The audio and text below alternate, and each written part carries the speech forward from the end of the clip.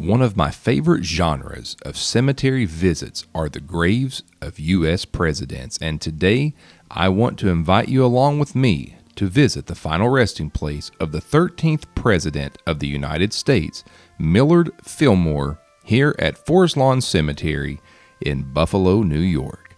We are here today to visit several different grave sites, some of which I have already featured on my channel, and I'm glad you are here with me as we take a look at the life and visit the final resting place of Millard Fillmore. President Fillmore had humble beginnings and is considered to be a log cabin president, as he was born in a log cabin in the Finger Lakes region of New York. The Fillmore family line was one of the original settlers of Bennington, Vermont, and Millard's parents, Nathaniel and Phoebe, moved to New York for better opportunities. During Millard's childhood, he would work hard and had almost no formal schooling. Millard's father would serve in local offices, so he had a bit of notoriety, but the family still suffered through poverty during Millard's childhood.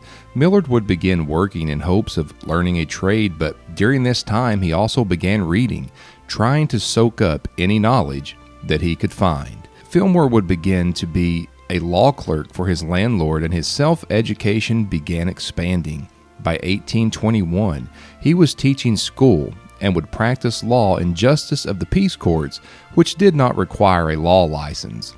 He would move to Buffalo and continue learning law. In 1823, he was admitted to the bar and would establish his own law office in East Aurora.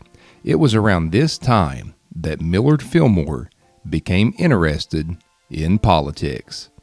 He would become a delegate to the New York Convention and greatly opposed Andrew Jackson, and he would endorse John Quincy Adams.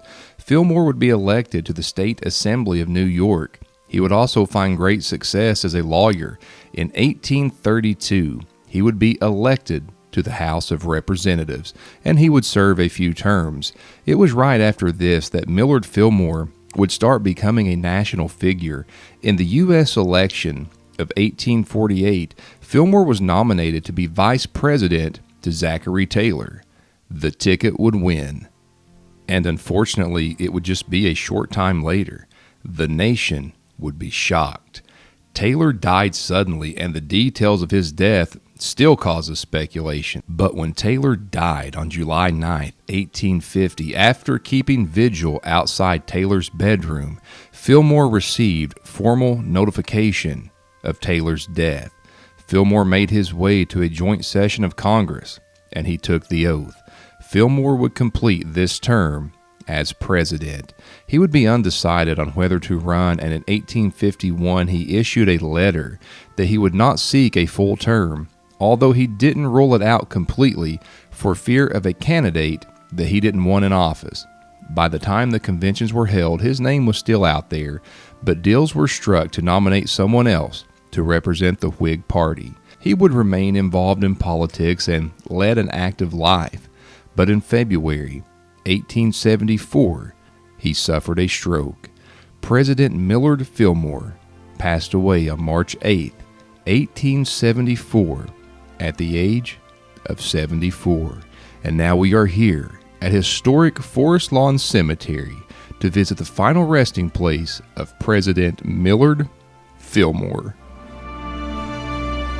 A few things I'd like to talk about here. Fillmore has a mixed legacy. He was popular in New York and in Buffalo, but he consistently ranks as one of the worst presidents. His handling of several high-profile political issues would cause his critics to label him as weak, and this led to a lot of ridicule. And if you read political opinions on him today, you'll see what I'm talking about. This cemetery is absolutely beautiful and full of history. I've already visited the grave of Rick James on my channel, who is buried in this same cemetery, and I've visited the graves of several presidents on this channel too, and I would love for you to join me on my future journeys. Please click subscribe and join me and the rest of our Whit Dogs family on this channel. We would love to have you. Another video of mine will be on the screen soon. It is my hopes that you will watch it. Once again, from Forest Lawn Cemetery in Buffalo, New York, I will see you again soon.